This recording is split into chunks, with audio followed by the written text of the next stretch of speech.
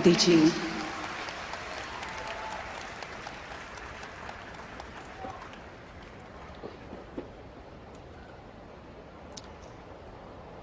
अमृता अस्पताल के रूप में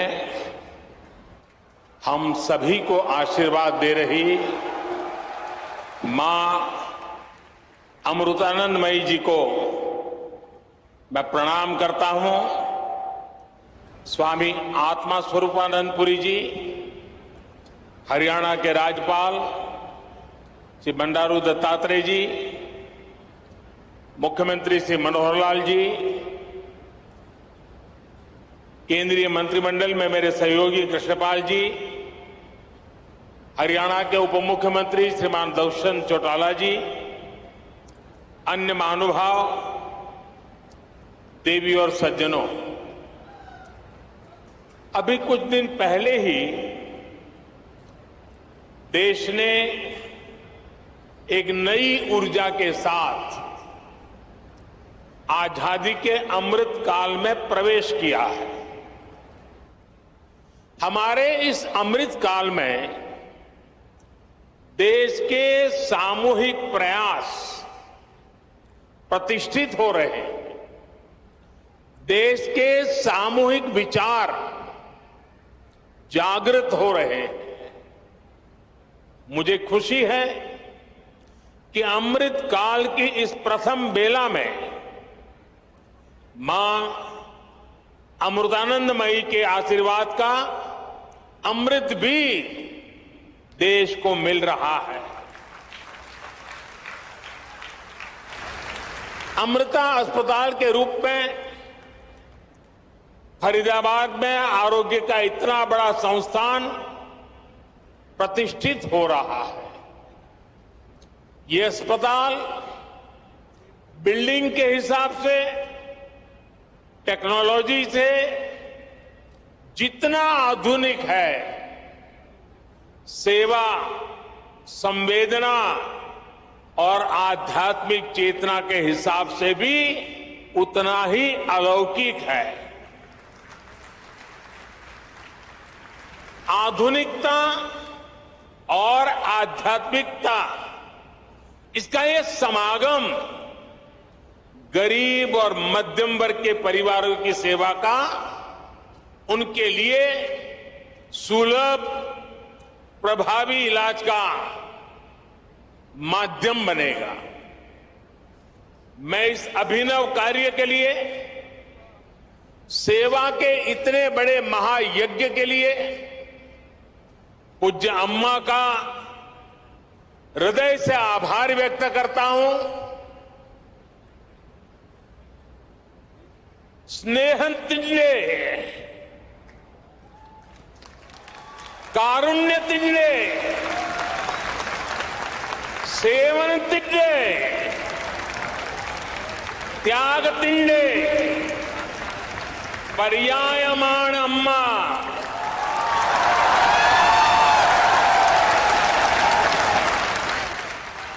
माता अमृतानंदमयी देवी भारतंडे दे महत्ताय आध्यात्मिक परंपरा तिंडे नेरवकाशियाण।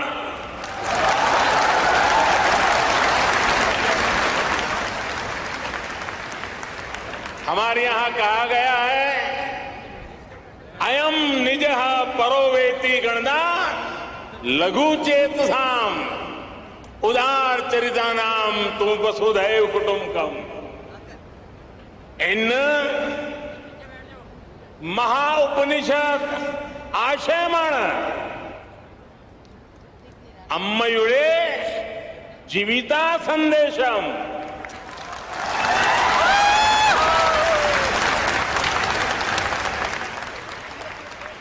अर्थात अम्मा प्रेम, करुणा, सेवा और त्याग की प्रतिमूर्ति है।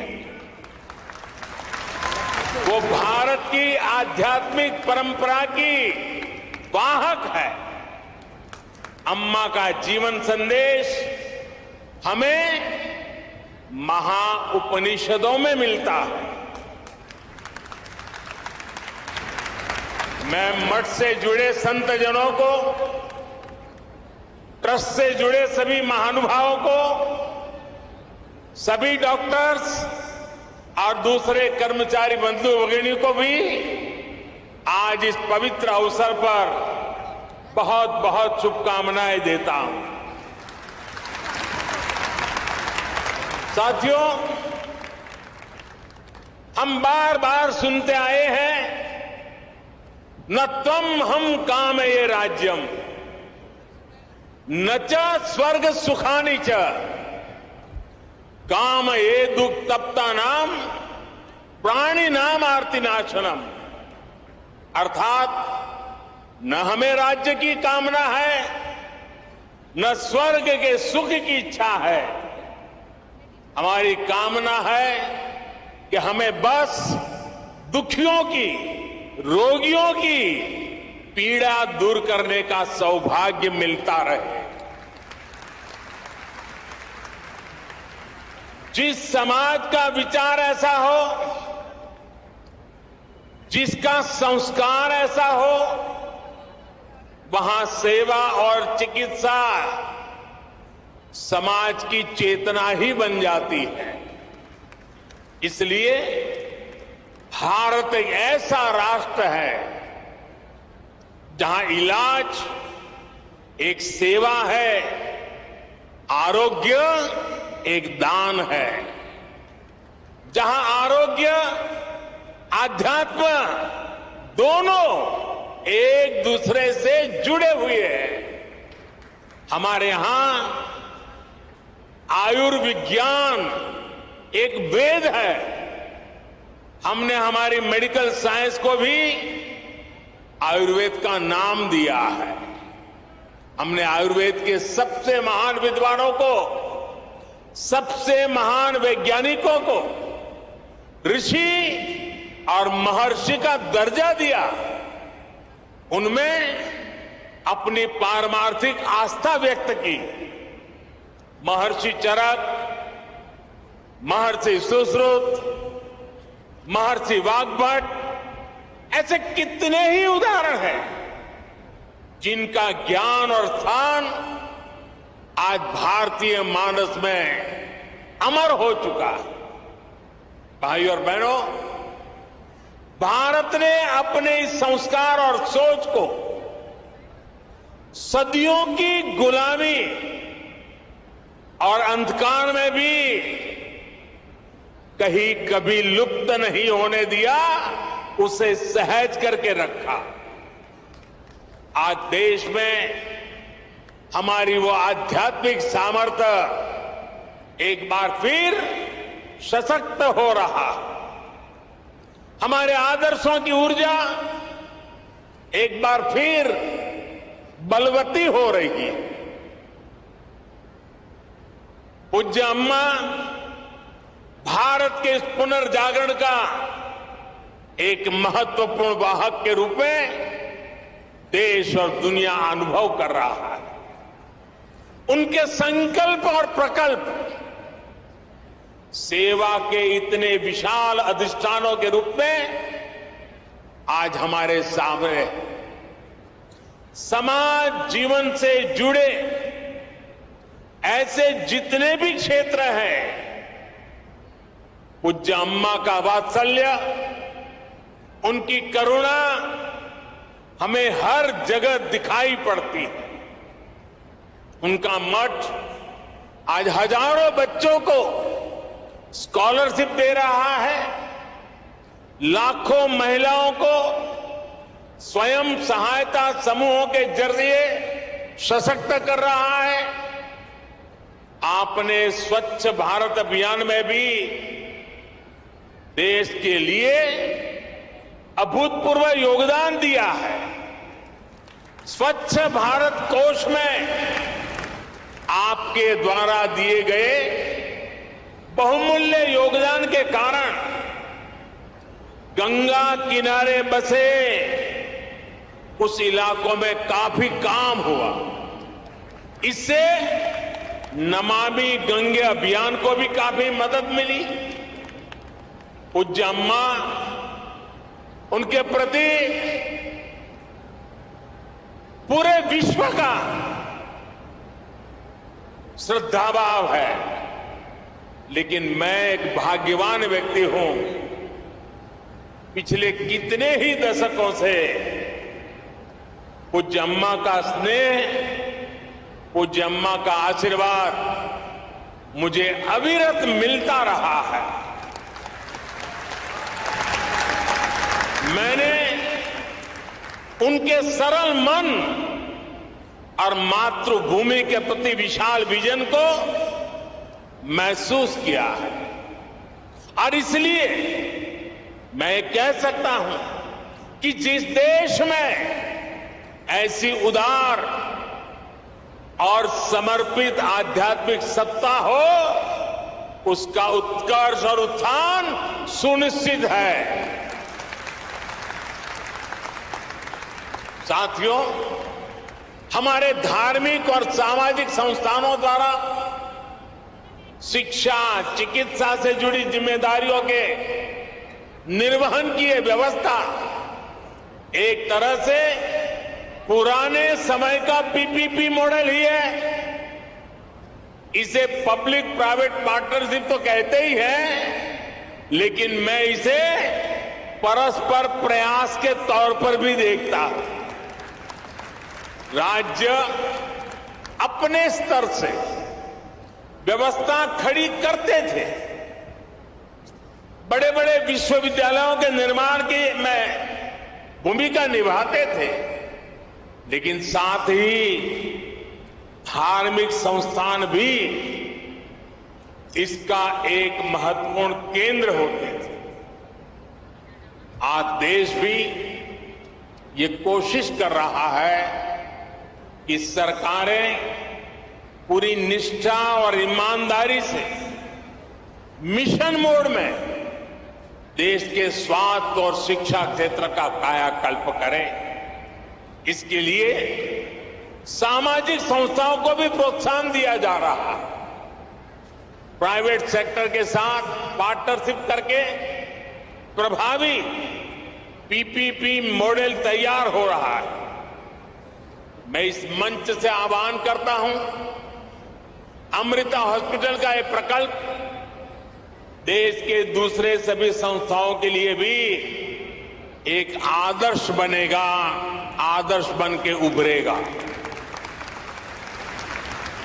हमारे कई दूसरे धार्मिक संस्थान इस तरह के इंस्टीट्यूट चला भी रहे, कई संकल्पों पर काम कर रहे हैं। हमारे प्राइवेट सेक्टर पीपीपी मॉडल के साथ साथ स्पिरिचुअल प्राइवेट पार्टनरशिप की वो भी आगे बढ़ा सकते हैं। ऐसी संस्थाओं का संसाधन उपलब्ध करवाकर उनकी मदद कर सकते हैं। साथियों, समाज के हर वर्ग, हर संस्था, हर सेक्टर के प्रयास का नतीजा होता है। ये हमने कोरोना के इस काल में भी देखा है। इसमें भी जो स्पिरिचुअल प्राइवेट पार्टनरशिप रही है, आज उसका मैं विशेष रूप से जिक्र करूंगा। आप सभी को ध्यान होगा कि जब भारत ने अपनी वैक्सीन बनाई थी तो कुछ लोगों ने किस तरह का दुष्प्रचार करने की कोशिश की थी। इस दुष्प्रचार की वजह से समाज में कई तरह की अफवाहें फैलने लगी।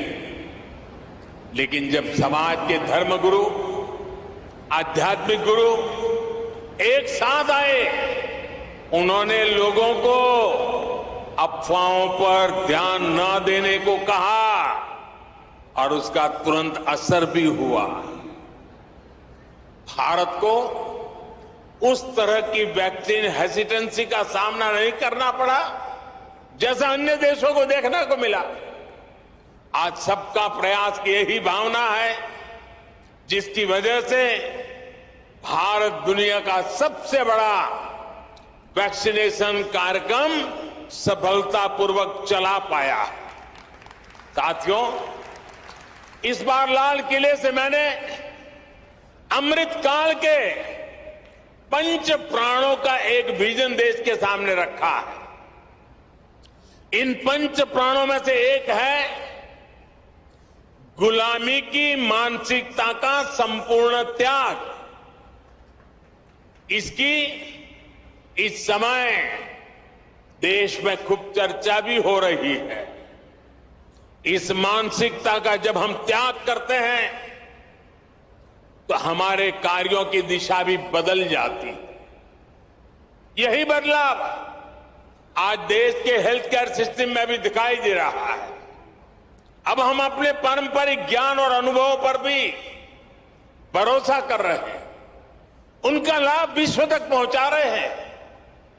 हमारा आयुर्वेद, हमारा योग आज एक विश्वसनीय चिकित्सा पद्धति बन चुका है।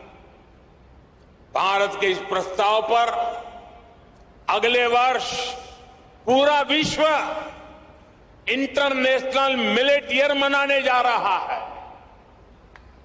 मोटा धान, मेरी अपेक्षा रहेगी कि आप सभी इस अभियान को भी इसी तरह आगे बढ़ाते रहें, अपनी ऊर्जा देते रहें। साथियों, स्वास्थ्य से जुड़ी सेवाओं का दायरा केवल अस्पतालों, दवाओं और इलाज तक ही सीमित नहीं होता है। सेवा से जुड़े ऐसे कई कार्य होते हैं जो स्वस्थ समाज की आधारशिला रखते हैं। उदाहरण के लिए, स्वच्छ और शुद्ध पानी तक सामान्य से सामान्य नागरिक की पहुंच, ये भी ऐसा ही महत्वपूर्ण विषय है। हमारे देश में कितनी ही बीमारियां केवल प्रदूषित पानी से ही पैदा होती रही है। इसलिए देश ने 3 साल पहले जल जीवन मिशन जैसे देशव्यापी अभियान की शुरुआत की थी। इन 3 वर्षों में देश के 7 करोड़ नए ग्रामीण परिवारों को पाइप से पानी पहुंचाया जा चुका है। विशेष रूप से इस अभियान में हरियाणा सरकार ने भी प्रभावी कार्य किया है। मैं उसका भी विशेष रूप से जिक्र करना चाहता हूं। हरियाणा आज देश के उन अग्रणी राज्यों में है जहां घर घर पाइप से पानी की सुविधा से जुड़ चुका है। इसी तरह बेटी बचाओ बेटी पढ़ाओ में भी हरियाणा के लोगों ने बेहतरीन काम किया। फिटनेस और खेल, ये विषय तो हरियाणा की रगों में है, उसका हरियाणा की मिट्टी में है, यहां के संस्कारों में है। और तभी तो यहां के युवा खेल के मैदान में तिरंगे की शान बढ़ा रहे हैं। इसी गति से हमें देश के दूसरे राज्यों में भी कम समय में बड़े परिणाम हासिल कर रहे हैं। हमारे सामाजिक संगठन इसमें बहुत बड़ा योगदान दे सकते हैं। साथियों, सही विकास होता ही वो है जो सब तक पहुंचे, जिससे सबको लाभ हो। गंभीर बीमारी के इलाज को सबके लिए सुलभ कराने की ये भावना अमृता अस्पताल की भी है। मुझे विश्वास है कि सेवा भाव का आपका ये अमृत संकल्प हरियाणा के, दिल्ली एनसीआर के लाखों परिवारों को आयुष्मान बनाएगा। एक बार फिर पूज्य अम्मा के श्री चरणों में प्रणाम करते हुए, आप सबका हृदय से अभिनंदन करते हुए अनेक अनेक शुभकामनाएं। बहुत बहुत धन्यवाद।